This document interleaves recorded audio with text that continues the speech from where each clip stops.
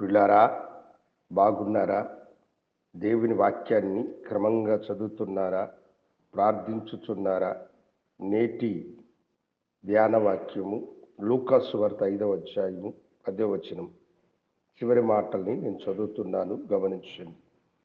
అందుకు యేసు, భయపడకుము, ఇప్పటి నుండి నీవు మనుషులను పట్టువాడవై ఉందువని సీమోనుతో చెప్పెను. ప్రముఖమైనటువంటి గొప్ప దైవజనులు తమిళనాడులోని చెన్నై పట్టణంలో ఉండేవారు. వారి పెద్ద కుమారుడు తండ్రి బాటలో నడవక తన స్నేహితులతో కూడా సినిమాలు, షికారులు అంటూ తిరుగుతూ చదువు కూడా అంతగా ఆయనకు అబ్బలేదు.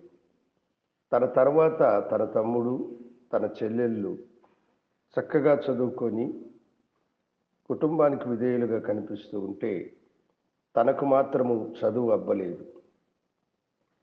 ఒక గొప్ప దైవజనుని కుమారునిగా ఉండి జీవితంలో అన్నిటిలో కూడా అపజయమే కలుగుతూ ఉన్నది.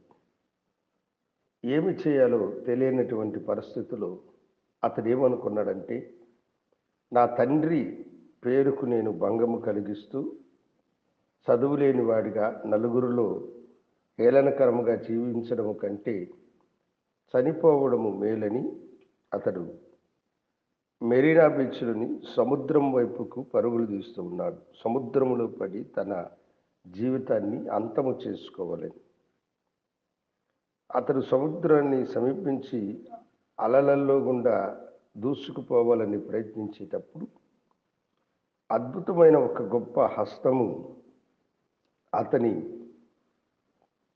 కాలర్ని పట్టుకొని బయటకు ఈడ్చి, ఆ హస్తము దేవుని హస్తమని అతడు గ్రహించి ప్రభువుకి తన జీవితాన్ని సమర్పించుకుంటే తన జీవితంలో గొప్ప మార్పును తాను చూడగలుగుతానని ప్రభు యొక్క పాదముల దగ్గర ప్రణమిల్లినాడు.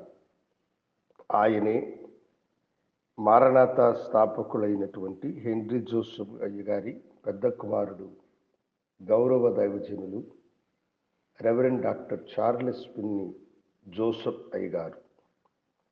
దేవుడు ఆ యవనస్తుని రక్షించిన తర్వాత ఇక ఆయన జీవితంలో తిరుగు లేకుండా పోయినది. అనేక ఆత్మల సంపాదకుడుగా దేవుడు అతన్ని మార్చినాడు. మంచి జ్ఞానమును దేవుడిచ్చినాడు. అనేక దేశాలను తిరిగి దేవుని వాక్యమును ప్రకటించగలిగిన గొప్ప భాగ్యమును, ధన్యతనిచ్చి ఒక గొప్ప సంఘమును కూడా అతడు స్థాపించి ఆ సంఘములో అనేకమైన నూతన ఆత్మలను ప్రభు వైపుకి నడిపించాడు.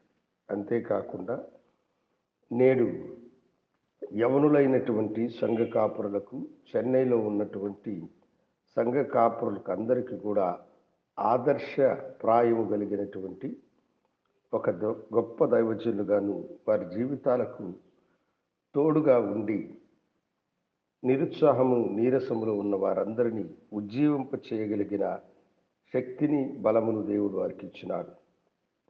మా చెన్నై తెలుగు పాస్టర్ల సమైక్యత, తెలుగు సంఘ సేవకుల సహవాసం యొక్క ఆర్తర్గా కూడా దేవుడు వారిని నియమించి నడిపిస్తూ ఉన్నారు. ఇక్కడ కూడా మనము దానిని మనం చూస్తాం. పేతురు రాత్రంతా శ్రమపడి తన జీవితంలో అపజయం పొందిన వాడిగా ఉండి నీరసంతో ఉన్నప్పుడు ప్రభువు అతని దోణిలో ఎక్కి అతని దోణెను సముద్రపు మధ్యలోనికి నడిపించి వలవేయమని చెప్పినప్పుడు ఆ వల వేస్తే 2 దోణెలను మునిగేంత నిండైనటువంటి చేపలను అతడు దరికి తీసుకొని వచ్చినాడు. ప్రభు వలవేయమని చెప్పినప్పుడు పేతురు ఏమన్నాడంటే, రాత్రంతా శ్రమపడ్డాను నా ఏలినవాడా, నాకొక్క చేప దొరకలేదన్నాడు. అయితే ప్రభు మాటను బట్టి అతడు వల వేస్తానని సమర్పించుకున్నప్పుడు ఆ వల ఆశీర్వాదకరమైన వలగా మారింది.